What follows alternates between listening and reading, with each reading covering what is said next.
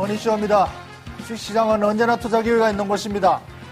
약세장 속에서도 언제나 투자 기회가 있습니다. 이 코너는 여러분에게 바로 약세장 속에서도 투자 기회를 찾아주는 코너이지요. 이 코너를 보시면은 약세장 속에서도 언제나 투자 기회를 찾을 수가 있습니다. 그러나 돼지는 도살을 당하고 맙니다. 돼지가 되지 마시기 바랍니다.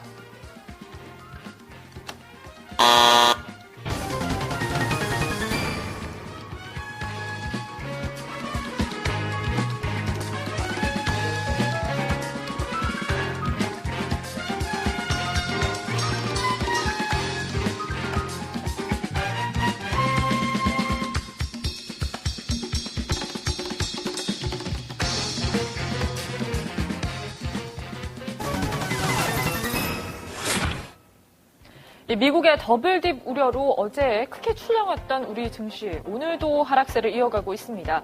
장중에는 상승 전환을 하나 싶기도 했습니다. 뉴욕 증시가 소폭 상승 마감을 한데 좀 호재를 보나 싶었는데 현재 2056선에서 거래가 되고 있습니다. 소장님, 하지만 미국에서 이제 3차 양적 완화 가능성이 또 제기가 되지 않았습니까? 하지만 그렇죠. 증시에 좀 반영이 되지 않는 만큼이네요. 예, 3차 양적 완화 정책이 나오더라도 이제 더 이상 약박이 안 먹힐 것이다라는 전망이 워낙 많기 때문에 네. 이것이 지금 시장의 모멘텀으로 작용을 못하고 있습니다. 그렇기 때문에 지금 국제 금값도 계속 사상 최고치를 돌파를 하고 있는데 이것은 바로 리스크 회피, 패치성 수요가 그리로 몰린다는 것은 시장에서 계속 아직까지도 조심스러워하고 있고 섣불리 저가 매수에 가담하지 못한다. 네. 상당히 아직까지는 조심스럽군요. 예. 네. 수급을 보시면 저가 매수에 섣불리 가담을 하지 못한다라고 하셨는데 개인들은 좀 매수세를 보이고 있고요. 아무래도 초반에 좀 저가 매수세를 나선 모양입니다. 4,500억 원 가량 매수세를 보이고 있고 기관과 외국인은 동반 매도 우위를 보이면서 지수 하락을 이끌어가고 있는데 외국인이 또 팔고 있으니 또 긍정적으로 보기는 또 힘들겠네요. 예, 그런데 외국인들이 요새 아주 단타 매매를 많이 합니다. 외국인들이 자금이 빠르게 움직이는 자금들, 시장을 움직이는 자금들은 대부분 단타 매매 해치펀드들입니다. 그러니까 이 해치펀드들은 시장이 약세이면 더더욱 하락에 배팅하고 강세로 올라가면 더더욱 강세에 배팅하고 시장 시세 추종형이기 때문에 외국인의 매매 패턴이 반드시 옳다라고 말할 수는 없습니다. 지금 외국인의 매매 패턴은 단기 해치성 스마트만이기 때문에 그것은 긴 장기 투자를 하는 투자자의 자금 방향과는 다를 수가 있다. 그런 점에서 우리가 맨날 매일 그냥 외국인 매매 동향만 살피고 있는데 그것이 반드시 그것을 지표로 삼아서도 안 됩니다. 예. 알겠습니다. 금융주 살펴보도록 하죠. 오늘 장에서 금융주는 그래도 좀 강세를 이어가고 있는 상황입니다. 지난 이틀 동안은 외국인이 금융주를 사들이다가 오늘은 금융주에서 외국인들이 좀 빠져나가는 모습을 보이고 있더라고요. 오늘 장에서 하지만 강세를 보이고 있습니다. 특히 신한지주 호실적을 내놓으면서 3% 넘게 상승을 하고 있는 상황인데 소장님, 금융주에 대해서는 좀 어떻게 보시나요? 금융주는 은행, 정권, 보험 이렇게 따로 좀 구분해서 봐야 되겠죠. 네. 그러니까 지금 오늘 움직이는 게 신한지주는 어닝 스프라이즈니까 당연히 그렇게 움직여야 된다고 봅니다. 그렇지만 지속성이 있는가 없는가는 의문이죠. 지금 현재는 금융주는 앞으로의 장세에 대해서 조심스러워하기 때문에 크게 모멘텀을 받기는 어렵습니다. 그러니까 시장이 전체적으로 지금 본격 약세로 들어갈지 모른다라는 비관론이 굉장히 지금 목소리가 커지고 있죠. 그리고 지금 현재 글로벌 경기 지표라든가 또는 자금 흐름이라든가 여러 가지 동향들이 지금 부정적입니다. 그렇기 때문에 이런 상황에서 금융주가 강세로 특별히 모멘텀을 작용할 거리가 없습니다. 그렇기 때문에 어닝 스프라이즈가 나더라도 일단은 호재로 작용하지만 전체적인 섹터로서는 다소 부정적이고 어둡죠. 다만 보험은 국내 보험사의 경우에는 금리 인상 가능성에 대한 그 부분에 대한 모멘텀으로 작용하는 기대감이 남아있기 때문에 보험주는 조금 다르게 우리가 봐야 되지 않을까. 네, 시장 전체적인 시각에 대한 것이 좀 비관적이기 때문에 금융주도. 예. 음식료주 살펴보도록 하죠. 최근 부각받고 있는 음식료주 하락장에서 1% 넘게 강세를 보이고 있습니다. 역시 내수주인가요? 네. 그렇죠. 내수주가 경기에 방어적인 성격이 강하고 거기다가 오늘 국제 유가가 많이 떨어졌습니다. 국제 유가가 떨어지면서 이 식품의 원재료가 되는 설탕 가격, 그리고 또 뭐 면사 가격 이런 것들도 많이 떨어졌습니다. 그러니까 다른 것들도 지금 여전히 고점 부분에 있지만은 앞으로 유가가 계속 떨어진다면은 원자재 가격이 같이 떨어지고 상품 시장에서 같이 가격이 조정하는 가능성이 많습니다. 그렇기 때문에 식품주에 가장 먼저 수혜가 돌아오는 것이죠. 식품주는 수요가 거의 제한되어 있기 때문에 거의 고정되어 있기 때문에 원가 부담이 좋으냐 나쁘냐에 따라서 마진이 크고 줄어들기 때문에 원가 부담이 만약 줄어든다면 식품주에서는 수익이 올라가는 것이 눈에 보이죠. 그렇기 때문에 약세장일수록 식품주가 강한 특징이고 약세장일수록 원자재 가격이 떨어지니까 그만큼 마진이 커질 수 있는 가능성이 이미 예상 실적이 반영된다고 봐야 되겠죠. 그래서 지금 식품주는 당연히 지금 현재 시장 분위기에 세타로 작용한다 이렇게 봐야 되겠습니다. 네. 화학주는 반면에 좀 암담합니다. 외국인 매도세로 네. 사흘째 약세를 지속하고 있는 상황인데 하지만 또 3분기가 석유화학 업종의 성수기라고 할 수가 있잖아요. 지금 이렇게 빠지는 게 매수 기회는 아닐지 혹시? 3분기 성수기라는 것은 뭐 3분기에 이 수요가 많다, 여름 수요가 많다, 뭐 이런 가격 면에서의 메리트고 네. 또 원가 측면에서는 대개 3분기는 조금 안정적인 뭐 이런 특성을 가지고 있습니다. 그렇지만 지금 현재 석유화학 업종은 경기에 대한 사이클 대표주다라는 측면에서 약세장이라면 가장 강세장에서 많이 올랐던 주식이 가장 많이 빠지는 수급상의 악재가 있습니다. 그렇기 때문에 현재 실적하고 반드시 연관시키는 것보다는 그 이상으로 수급의 영향을 크게 받는다. 그런 측면에서 하강에 대한 우려가 있을 때는 실적은 좋지만은 주가는 더 많이 꺾일 수가 있는 것이죠. 그래서 석유화학주는 지금 현재 국제유가도 지금 하락세로 들어갔기 때문에 만약에 국제유가가 좀 더 추가적으로 하락한다면 추가적인 하락에 대한 리스크도 상당히 크다고 봐야 되겠습니다. 아직까지 긍정적인 전망은 아니시군요. 그렇죠. 지금 그러면 어쨌든 화학업종에는 부정적으로 지금 그러고 있습니다. 네. 아무래도 경기에 민감한 관련주들이 오늘장에서 많이 빠지고 있는데 게임주는 경기에 좀 관련해 영향을 받지 않는 주라고 하더라고요. 오늘 장에서는 좀 안정적인 모습을 보여주고 있습니다. 상승세를 보여주고 있는데 네오이즈 게임즈가 오늘 11% 넘는 급등세를 보여주고 있고 예. 상한가 종목이 무려 5종목이나 됩니다. 예. 특히 게임빌도 어닝 서프라이즈로 오늘 상승세를 장 초반부터 보여주고 있는데 하반기에 게임주도 좀 안정적인 성장 기대할 수 있을까요? 게임주는 사실 실적에 대한 전망치는 모든 애널리스트들이 다 긍정적으로 전망을 하고 있습니다. 네. 그래서 이것은 매수주이고 또 원가 부담에 영향을 받지 않고 또 경기 부담에도 영향을 받지 않고 그야말로 자체의 이 실적 모멘텀을 가지고 간다. 그런데 국내 게임 업체는 사실상 세계적인 경쟁력을 다 갖추고 있습니다. 우리 인터넷 게임 업체가 세계 최고죠. 거기다가 지금 모바일 스마트폰을 비롯한 모바일 플랫폼이 굉장히 늘어나고 있기 때문에 이 게임주에 대한 성장 동력은 상당히 커지고 있다. 그런 측면에서 대부분 낙관적으로 보고 있고 실적은 그에 따라 비례적으로 나올 것이다. 다만 그러한 전망에 따른 거와 가격과의 밸류에이션 문제로 실험을 할 수 있다. 그러니까 너무 지나친 낙관론에서 너무 앞서간다면 또 조정이 나올 수가 있고 하여튼 실적에 대한 기대치와 주가에 대한 그 갭을, 괴리를 잘 보면서 접근해야 될 것 같습니다. 긍정적이지만 너무 앞서가지는 말자라고 말씀하셨습니다. 소장님과 함께 약세장에서 시황 정리를 해봤고요. 다음 순서 계속해서 이어집니다.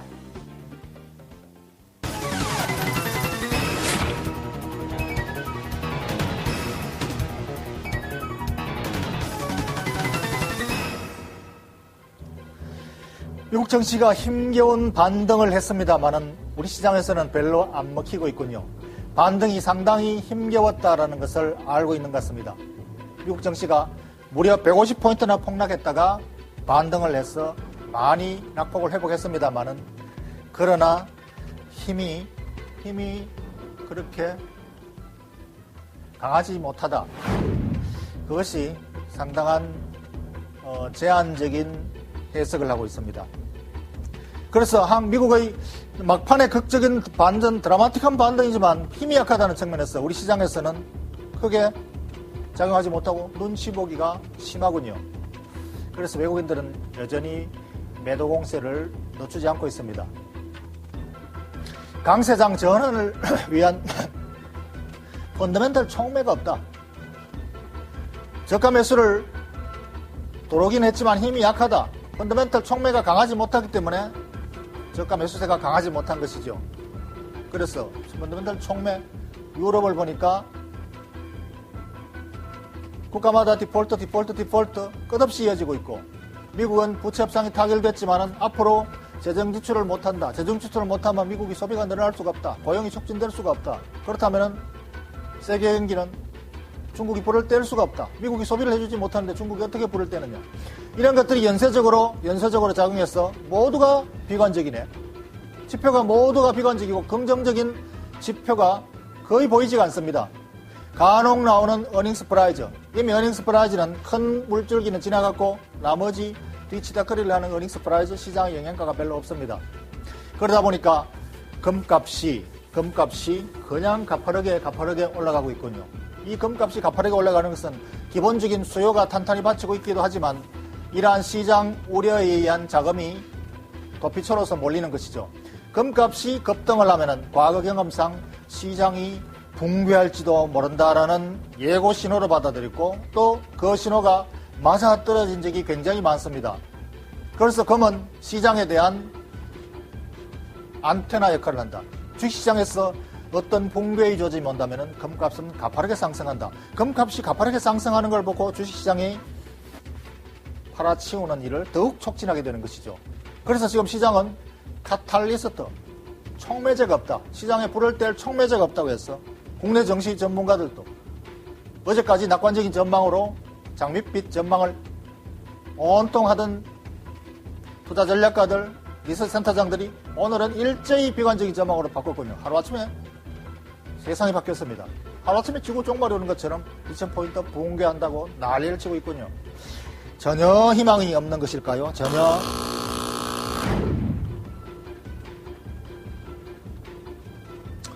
이러한 곰의 장세, 온통 곰밖에 없습니다. 곰만이 덕질거리고 있군요. 며칠 전까지 황소만 덕질거리더만 오늘은 온통 주변에 곰밖에 없습니다. 이 곰의 무리 속에서 황소를 찾아내 드리는 것이 제 역할입니다. 언제나 곰의 장 속에서도 황소가 있습니다.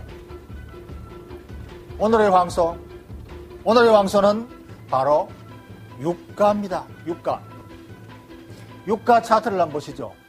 유가 차트는 금 차트와의 정반대입니다. 금은 가파르게 올라가겠지만 유가는 이제 가파르게 꺾이기 시작했습니다.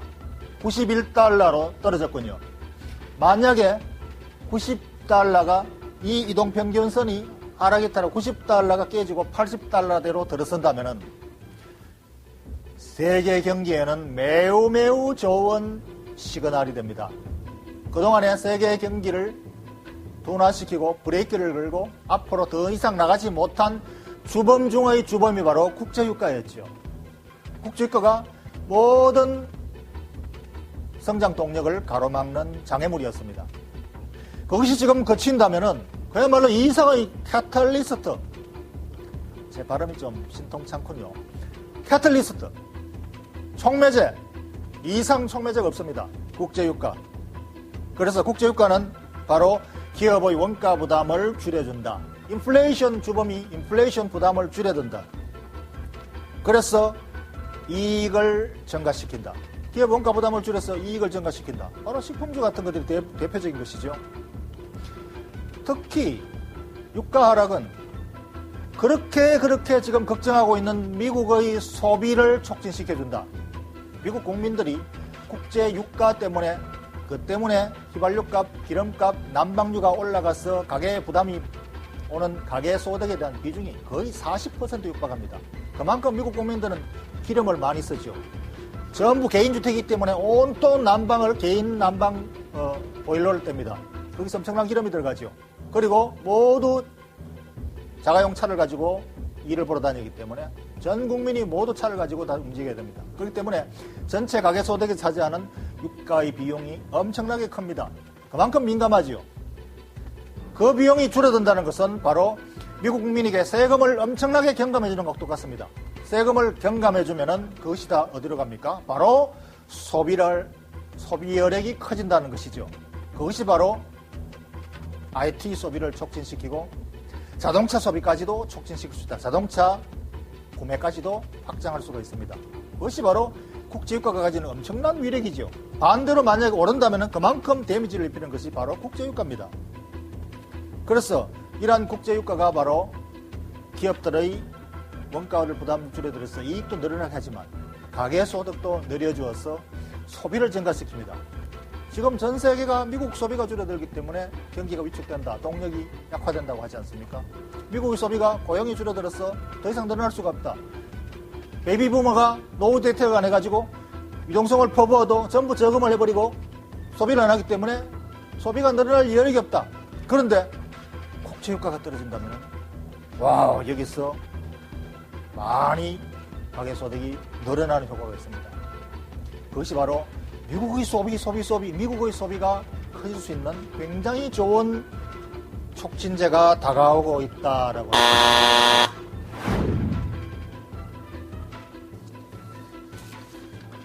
그런다, 미국의 소비 증가가 미국만 끝나는 문제가 아닙니다. 바로 중국이 살아난다. 중국은 지금 인플레이션 파이팅 때문에 금리를 야금야금 올리는 때문에 성장 동력이 약화되어서 전 세계 경기를 위축시키고 있다. 중국이 왜 금리를 올리느냐? 인플레이션 때문이다. 인플레이션이 어디서 왔느냐? 바로 국제유가죠. 공장을 돌리는데 들어가는 기름값이 너무 높다 보니까 한계에 부닥쳤다. 그래서 이것을 억제하기 위해서 금리를 올린다. 그러니까 중국이 인플레이션 부담이 완화된다면, 국제유가가 떨어져서 금리를 올려야 될 필요성이 없어진다면 그야말로 중국의 성장 동력이 살아나는 것이죠. 죽었던 경기가, 죽었던 중국이 살아나고 있습니다. 여러분, 중국 차이나 차트 보십시오. 죽어 있습니다. 이 죽어 있는 차이나 차트가 상하이 종합지수가 살아날 것입니다. 그렇다면 중국의 경기가 동력을 얻는다. 그러니까 중국의 인플레이션은 국제유가뿐 아니고 원흉인 주요 농산물 가격도 떨어지고 있군요. 지금 설탕 가격입니다. 이것은 설탕. 중국 사람이 그동안에 설탕을 거의 소비하지 못하다가 너무 비쌌어. 그래서 저소득층들로 이제 설탕을 소비하기 시작하니까 설탕값이 엄청나게 올랐고 떨어졌다가 또다시 이렇게 올라갔죠. 그 설탕 가격이 꺾입니다. 설탕 가격이 꺾이니까 인플레이션 부담이 줄어드는 것이죠. 설탕 가격뿐 아니고 면화 가격도 급속히 꺾인다. 중국 사람들이 소득이 없어서 그동안은 제대로 옷을 못 입고 가난하게 살다가 지금 소득이 늘어나니까 옷을 사서 면화값이 급등을 했습니다. 화성값도 급등했었죠. 그 가격이 와우 엄청나게 떨어지고 추락을 했군요. 거의 바닥으로 추락했습니다. 이렇게 면화값이 떨어지니까 중국 사람들이 옷을 싸입는 가능성도 커졌죠. 옷값도 떨어지겠죠. 그래서 중국의 소비도 살아날 수가 있고 인플레이션도 완화되고, 그렇다면 미국 경기, 중국 경기가 둘 다 서로 선순환으로 작용해서 세계 경기에 불을 지필 수가 있는 것입니다. 그것이 바로 미국과 중국의 촉매제가 바로 국제유가 하락이다. 여기서 우리는 충분히 이 곰의 무리 속에서 황소의 신호를 볼 수가 있습니다.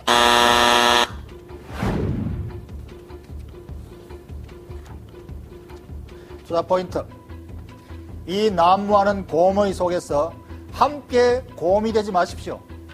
주변에 모두가 곰이라고 해서 나도 따라서 곰이 된다는 것은 바로 어리석은 군중과 함께하는 것이죠. 어리석은 군중과 함께하면, 남이 산다고 따라 사고 남이 판다고 따라 판다면 주식시장에서는 반드시 실패하게 되는 것이죠. 그래서 이 곰의 무리 속에서 나만은 황소를 찾아야 된다. 온통 악재 속에서, 악재의 대물 속에서 한 줄기 희망의 빛이라는 것이 바로 국제유가입니다. 지금 국제유가는 뚜렷이 꺾이고 있습니다. 이것이 80달러라고 간다면 아마 굉장한 성장 모멘텀이 됩니다. 물론 당장 주가는 추가적으로 좀 더 하락할 수가 있습니다. 그러나 근본적으로는 강세장의 신호가 지금 나오고 있다. 온통 안 보이는 암흑천지 속에 있지만은 빛나는 지표가 있습니다. 그것이 바로 국제유가입니다. 강세장 촉매가 전혀 없다? No! 더블 D 보려? No, 아닙니다. 국제유가 하락은 바로 세계 경기의 촉매로서 강세장의 시그널로 확인할 수가 있습니다.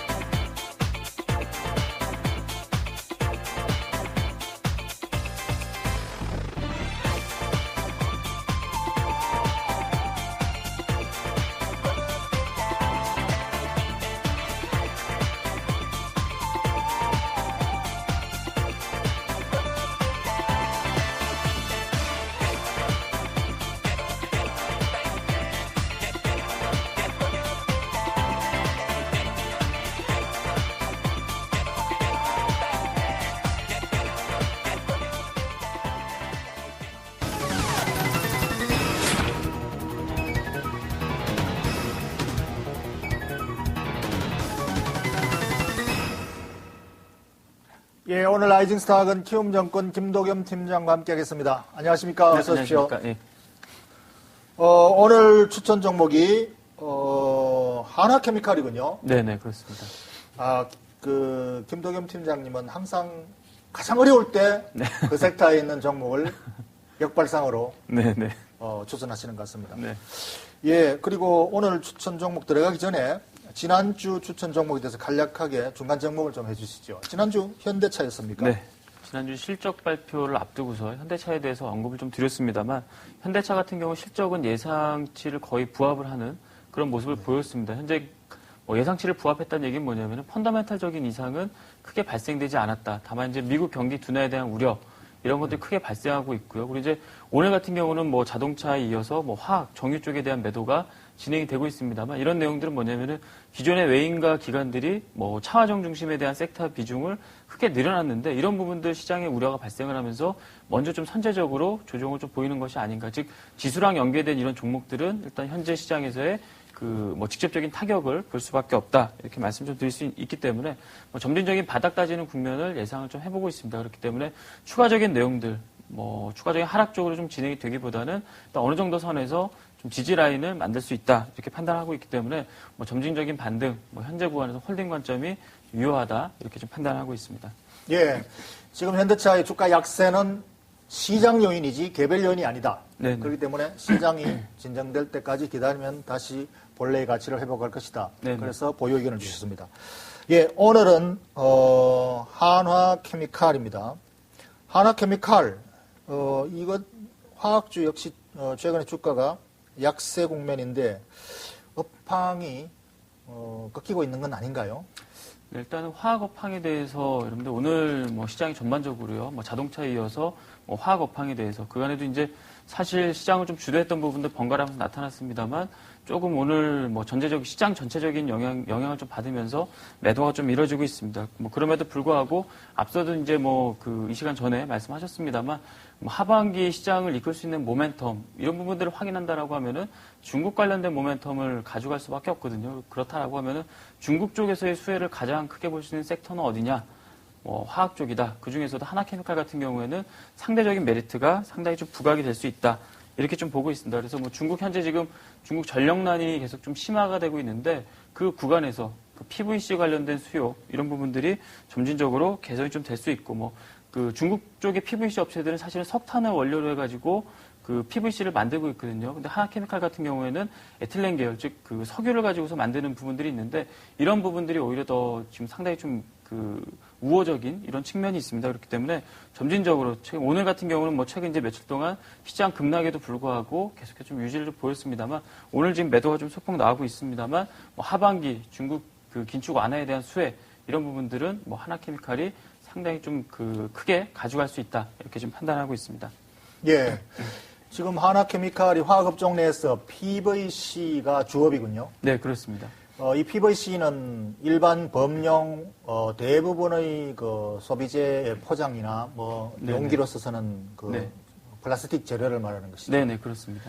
그것이 현재 업황은 여전히 경기가 좋으면은 호황일 것이고 경기가 이제 싸그라지면은 불황으로 들어가는 것인데 지금 네네. 경기는 여전히 호황이고 그런데 이 PVC가 지금 중국 업체와 경쟁을 하고 있는 데서 유리해지고 있다는 것이죠. 네, 그렇습니다.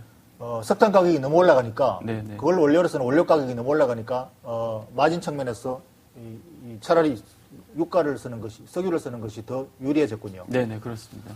예, 그렇다면은 지금 현재 중국 업체가 수익성이 악화되고 이 회사는 개상적인 경쟁이 강화되어서 좋아진다면은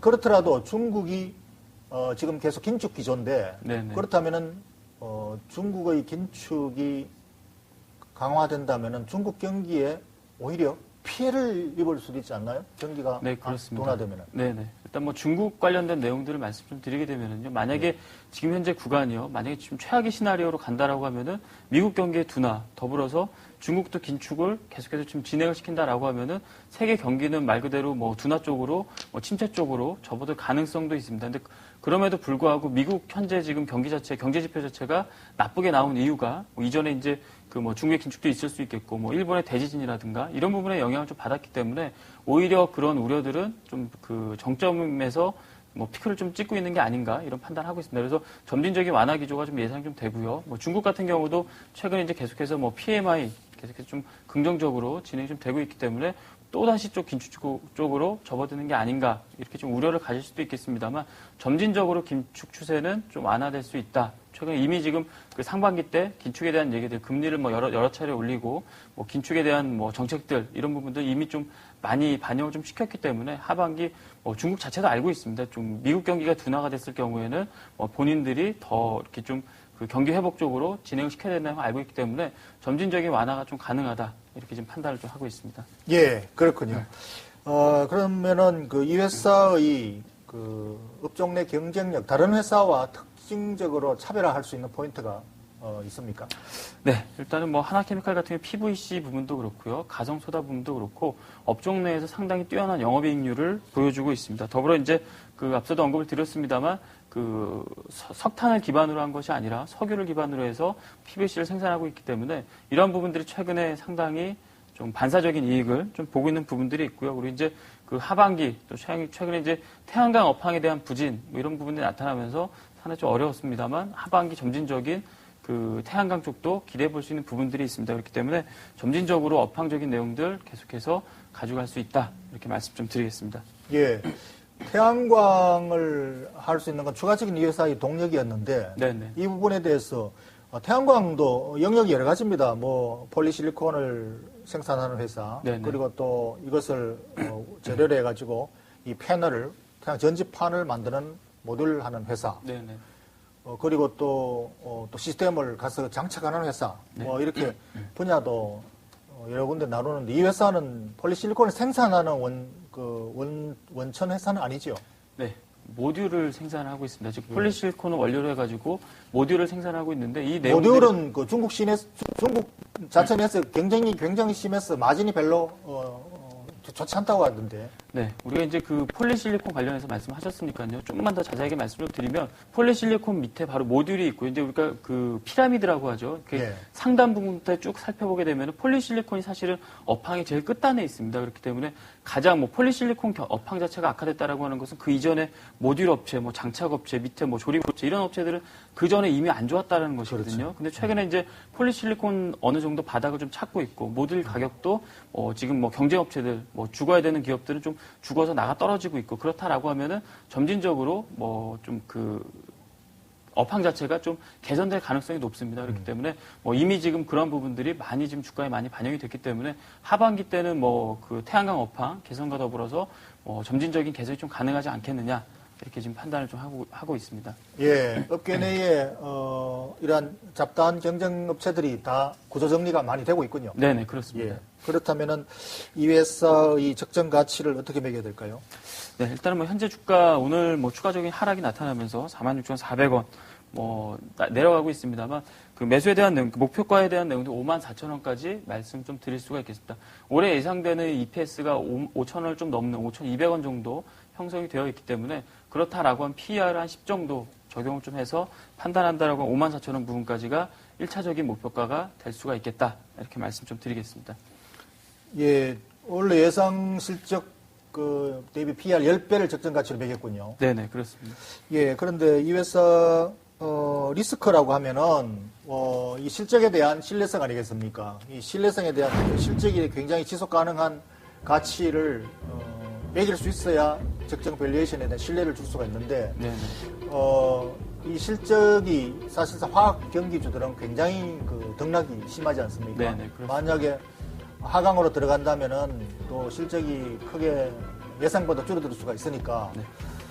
제가 볼 때는 밸류에이션을 부여하는데 화학업체들의 밸류에이션을 예상 실적 기준 10배로 매기는 것은 조금 과도하지 않느냐. 현재 실적 대비 10배인데 예상 실적으로는 8배, 7배 정도 떨어진다 그러면은 상당히 신뢰성을 주겠는데 네네. 예상 실적 대비 PER 10배. 조금 과도한 생각이 드는데 이 부분에 대해서는 실적에 대한 지속 가능성을 어떻게 전망하십니까?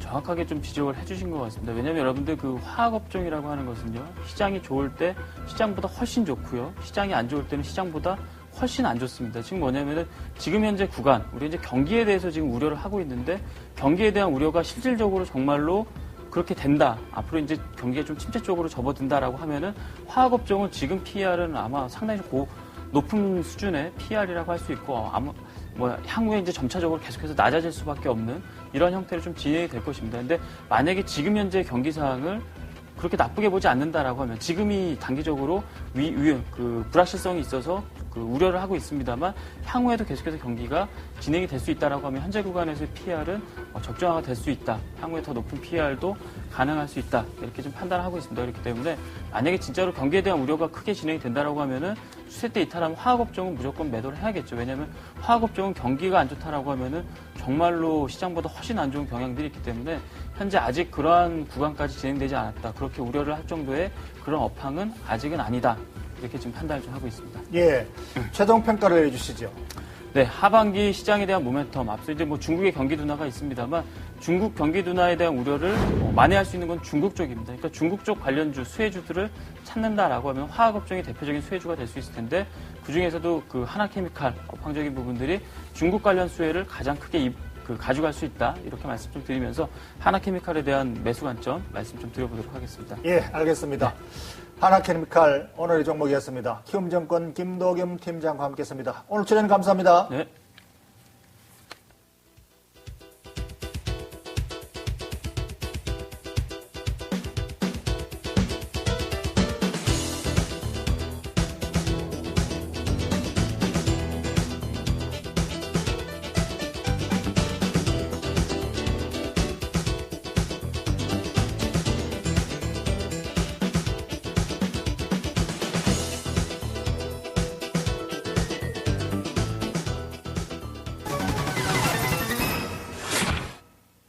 자, 포인트 다시 한번 정리하겠습니다. 미국 시장이 장 막판에 드라마틱한 반등을 이루었습니다만 우리 시장에서 별로 반영하지 못하고 있습니다. 미국의 국제 금값이 최고치를 경신하면서 여전히 시장에 대한 불안감이 팽배해 있기 때문이죠. 시장에는 모든 경기 지표들이 하강을 가리키고 있는 신호들이 계속 나오고 있습니다. 그렇기 때문에 상승에 대한 캐털리스트, 모멘텀이 없다, 촉매제가 없다라는 평가들이 많이 나오고 있습니다. 그래서 더 이상 촉매제가 없다면 시장이 앞으로 더 나가기 어렵다면 지금 팔아야 될 때가 아닌가. 온통 시장에는 지금 고음들만 난무하고 있습니다. 지수 2000포인트 깨질지도 모른다라는 전망도 많이 나오고 있습니다. 단기적으로는 충분히 그럴 수 있습니다. 그러나 이 약세장 속에서 황소를 찾아야 됩니다. 이 약세장 속에서의 황소의 근거가 충분히 있습니다. 국제유가의 급락세. 국제유가는 그동안의 경기의 결정적인 걸림돌이었습니다. 이 국제유가가 완화되고 안정권으로 들어간다면 세계 경기는 다시 소비를 증가시키고 성장 동력을 찾을 수가 있습니다. 중국이 살아나는 것이죠. 그렇기 때문에 황소는 분명히 있습니다. 이 어두운 장세 속에서 황소, 바로 국제유가의 동향을 체크하시면 시장이 보입니다.